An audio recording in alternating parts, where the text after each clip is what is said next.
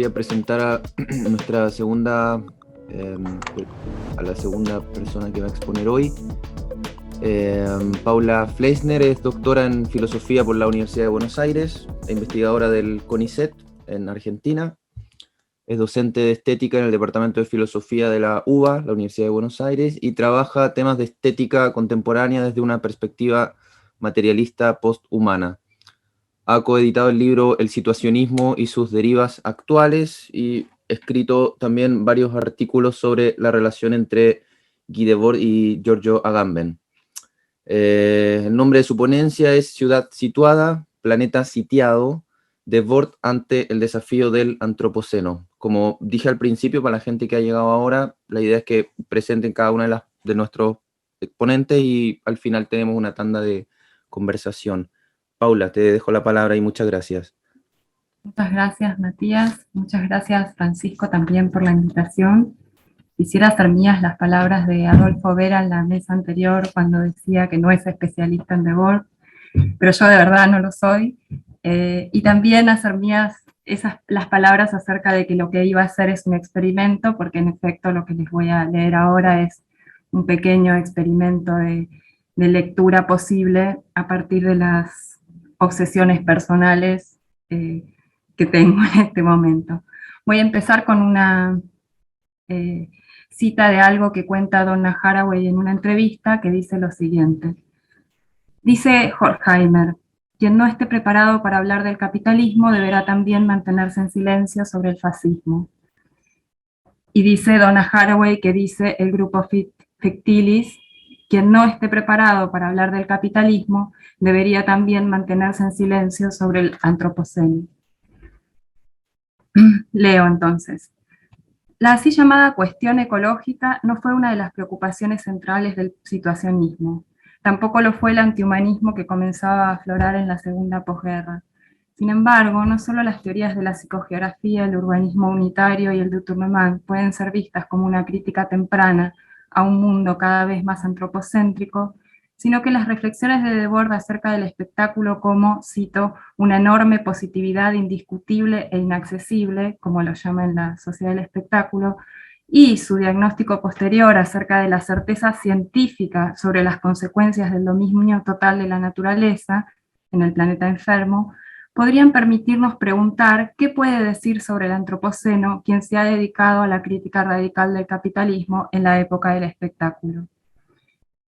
Más allá de las disputas en torno a los nombres posibles de la nueva era geológica en la que estaríamos, si entendemos el antropoceno como un marcador de posición para algo provisional, artificial y aparente, relacionado con los cambios geológicos y atmosféricos irrevocables provocados por las acciones antropogenéticas, y como un fenómeno primariamente sensorial, es decir, como la experiencia de vivir en un mundo tóxico y cada vez más disminuido, como lo llaman Davis y Turpin, es posible pensar que las críticas debordianas a la sociedad del espectáculo y sus consideraciones acerca del rápido deterioro de las condiciones mismas de supervivencia del mundo pueden aportar algunos elementos a la discusión de la cuestión ecológica hoy. Quisiera entonces aquí esbozar, provisoriamente, algunas consideraciones al respecto a partir de tres ejes: la relación de la ecología con la psicogeografía, el antropoceno como espectáculo, y la revolución como asunto meteorológico, como la llama Viveiros de Castro. Entonces, la primera parte se llama la cuestión ecológica como una cuestión urbana. En sus 15 años de existencia, los situacionistas se propusieron ser una organización de revolucionarios de profesión en el interior de la cultura contra un sistema de dominio que conducía al hombre a una vida absurda e inaceptable.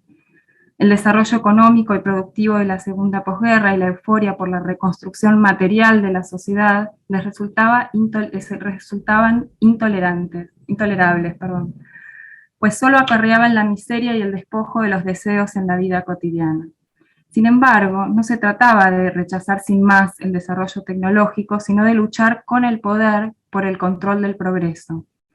En el 64 afirmaban, cito, el número 9 de la Internacional, dice: la vía del perfecto control policíaco de todas las actividades humanas y la vía de la creación libre e infinita de todas las actividades humanas son una sola, la misma vía de los descubrimientos modernos. Estamos necesariamente en la misma vía de nuestros enemigos. Vencerá el mejor. Fin de la cita. De esta forma, la construcción concreta y deliberada de situaciones mediante la organización colectiva de un ambiente unitario y de un juego de acontecimientos era el intento de intervenir sobre las condiciones de la vida para denunciar el uso represivo de la investigación científica en la construcción de una urbanística que sofocaba e impedía la libertad de los individuos y los sometía totalmente a las obligaciones de la producción y el consumo de la mercancía. Los situacionistas no buscaban así contribuir a una mistificación de una armonía ecológica que respondiera a la lógica del capitalista del beneficio. Se trataba más bien de usar las mismas herramientas tecnológicas y científicas que deberían en todo caso ser desviadas en la lucha contra la reducción de la vida cotidiana al dominio de la separación y el espectáculo. Por ello, es en la ciudad donde buscaron la realización del deseo a través de una intervención en la vida diaria, única experimentación artística posible. La arquitectura, porque es capaz de articular el tiempo y el espacio modelando la realidad según nuestros deseos y nuestros sueños, aparecía como el medio más directo para experimentar los mismos modos de modificar la vida. En Perspectivas de modificación conscientes de la vida cotidiana, que es un texto que reelabora Debord un poco más después, pero que es un escrito de la Internacional del 61, leemos: las nuevas ciudades de hoy muestran claramente la tendencia totalitaria de la organización de la vida por parte del capitalismo moderno. Los individuos aislados, generalmente aislados en el marco de la célula familiar, se ven reducidos a la pura sordidez de la cotidianidad repetitiva asociada a absorción obligada de un espectáculo también repetitivo. Fin de la cita. ¿Qué técnicas pueden servir para contrarrestar esa organización? En un escrito del 56, Ecología, Psicogeografía y Transformación del Ambiente Urbano, Debord distingue entre ecología, discurso que propone el estudio de la realidad urbana de hoy y deduce algunas reformas necesarias, dice él, y la psicogeografía, que como una especie de ciencia ficción es la parte del juego en el urbanismo actual. En este contexto, para Debord, la ecología se mostrará cómplice del capitalismo verde en la medida en que se propone volver sostenible su desarrollo.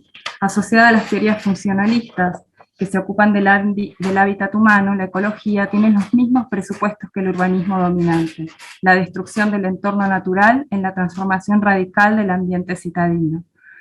Frente a esa reforma del espacio urbano, los situacionistas proponen la psicogeografía como un estudio de los efectos que producen los entornos de la ciudad en el comportamiento afectivo y el urbanismo unitario como conjunto de técnicas que se ocupan de organizar la espacialidad urbana sobre bases lúdicas para romper con los valores de la vida separada, cooptada por el trabajo y el consumo. Más allá del uso equívoco de la palabra ecología, en esta, su primera aparición en los términos debordianos, es interesante señalar cómo la preocupación por el ambiente no puede reducirse para los situacionistas a un reformismo conformista para armonizar el entorno social con el ideal productivo, sino que implica la ruptura de todos los valores de la vida actual sin renunciar al entorno urbano. La deriva y el desvío, por su parte, son también formas de contrarrestar aquella tendencia totalitaria de la vida en la ciudad capitalista. Travesía desconcertante e ininterrumpida por diversos entornos, la primera, y uso situacionista de los medios destinados a la desmistificación del entorno para crear insubordinación, el segundo, ambos buscan una dislocación del ambiente urbano entendido como mero escenario de la vida alienada. 2. El antropoceno como espectáculo. En Hay un mundo por venir, es una pregunta, Danowski y Viveiros de Castro afirman que a partir de la catástrofe ambiental, la aventura antropológica occidental está en declive y que experimentamos la descomposición del tiempo, el problema del fin, y del espacio, el mundo. El mundo, finalmente, dicen, está dejando de ser kantiano, pues asistimos a la degradación de las dos formas condicionantes de la sensibilidad que se han vuelto condicionadas por la acción del hombre. La magnitud de los cambios en el planeta, el clima, la acidificación de los océanos, la decreción del ozono, etc., su aceleración y la pérdida de valores de referencia producidos por la acción humana desafían nuestra percepción del tiempo y del espacio porque producen efectos cuya duración excede la escala de la vida humana, tanto individual como de la especie, y porque se distribuyen por el planeta sin poder ser aprehensibles de forma inmediata. El antropoceno produce un colapso generalizado en las escalas temporales y espaciales. En la sociedad del espectáculo, Debord había dado cuenta de esta humanización de ambas condiciones a priori de la sensibilidad. Por un lado, continuando la idea de Marx, según la cual la historia misma es una parte real de la historia natural, afirma Debord que también la historia natural solo alcanza su existencia efectiva a través del proceso de la historia humana, es decir, la temporalización del hombre mediada por la sociedad se identifica con la humanización del tiempo, en el parágrafo 125 de la sociedad del espectáculo. La historia humana parece modelar la historia natural de tal forma que, sin embargo, esta luego pone en riesgo la supervivencia de aquella, tal como propondrán ya en este siglo los estudiosos del antropoceno. Los seres humanos han creado un orden ambiental que, no obstante, ya no está bajo su control. He aquí la paradoja del antropoceno que Debord parece haber comprendido en su consideración del espectáculo como positividad a la vez indiscutible e inaccesible. Pero por otro lado, no solo el tiempo, sino también el espacio es modelado por la sociedad con la técnica especial del urbanismo que permite al capitalismo conquistar el entorno natural y humano según la lógica de la dominación absoluta. La totalidad del espacio se convierte así en su decorado, dice en el parágrafo 172. Esta lógica capitalista del urbanismo es también la lógica del antropoceno, podríamos decir. Dice Debord, el espectáculo es el sol que nunca se pone en el imperio de la pasividad moderna, recubre toda la superficie del mundo y se apoya indefinidamente en su propia gloria. El antropoceno podría ser la manifestación física de la aspiración del espectáculo a cubrir todo el globo, accesible a través de la mediación tecnológica, es sin embargo intangible y produce los mismos efectos paralizantes del espectáculo aceptado voluntariamente por espectadores apáticos y alienados. El cambio climático producido por la agencia humana es la realización atmosférica y geológica de lo que Debord llama la gestión totalitaria de las condiciones de existencia, esa segunda naturaleza que impone leyes fatales para dominar nuestro ambiente. ¿Cuáles son las posibilidades de supervivencia de la naturaleza y del ser humano en una sociedad organizada espectacularmente por el capitalismo? ¿Cómo pensar una época en la que todo lo existente ha entrado en la esfera de los bienes económicos? Ha llegado la época, dice Debord, en que se demuestra la imposibilidad de que el capitalismo siga funcionando. Y finalmente, la última parte se llama la revolución como asunto meteorológico. Poco antes del final de la Internacional Situacionista, Debord escribe en 1971 El planeta enfermo, donde de alguna manera profetiza la irrelevancia de las estrategias nacionales y supranacionales, los estados o la ONU, para el caso, para combatir el cambio climático. El crecimiento irrestricto de las fuerzas productivas de la sociedad de clases ha puesto en peligro sus propias condiciones de supervivencia, lo cual alerta a los dueños del mundo sobre la necesidad de contrarrestar este nuevo motivo para la insurrección. Si en el siglo XIX había sido la necesidad de comer, cito ahora Debord, la simple verdad de los factores contaminantes y de los riesgos actuales es hoy suficiente para constituir un inmenso factor de revuelta, una exigencia materialista para los explotados. Pero además están los que ven aquí una oportunidad para administrar la catástrofe como si se tratara de un nuevo mercado, alerta Debord. Un nuevo reformismo que, sin embargo, tiene garantizado su fracaso, pues ya no tiene el tiempo a su favor. Vemos aquí nuevamente la actualidad del discurso debordiano en relación a las discusiones acerca del tiempo, de su humanización en la aceleración de los procesos geológicos y su simultánea deshumanización en la idea de fin cronológico en una era en la que el hombre lo destruyó todo. Pero no solo el tiempo que transcurre y acaba es el tiempo del que se ocupa aquí Debord, sino también del buen tiempo que trae la revolución, es decir, del tiempo que hace o que podría hacer, del tiempo meteorológico. El problema del tiempo como clima sobrevuela el texto, el planeta enfermo, de principio a fin.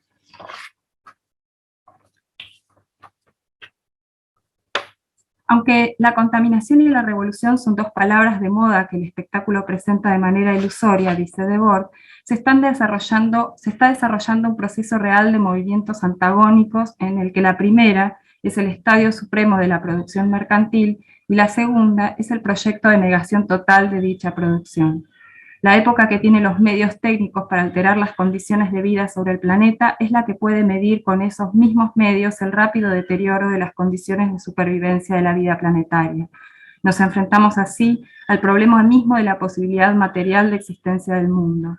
La vieja política está acabada. La separación naturaleza-cultura, parece decir Debord, se ha vuelto improcedente. Todo se ha vuelto un asunto de gestión política. Cito, hasta la hierba de los campos o la posibilidad de lavarse sin sufrir alergias. Los terrores del año 2000 están bien fundados. El rápido aumento de la contaminación química de la atmósfera, del agua de los ríos y los lagos y los océanos, la radioactividad, etc. Todos estos son ejemplos que pone Debord. Son todas ellas, dice, certezas científicas. Por ello, el tiempo cronológico humano, es decir, la historia, no se puede salvar más que por la abolición del trabajo mercancía, continúa Debord. Revolución o muerte ya no es un epítome que expresa líricamente la conciencia rebelde, sino la última palabra del pensamiento científico. Cuando llueva, así termina el texto, cuando haya nubes falsas en París, no olviden nunca que es culpa del gobierno. La producción industrial alienada trae la lluvia, la revolución trae buen tiempo.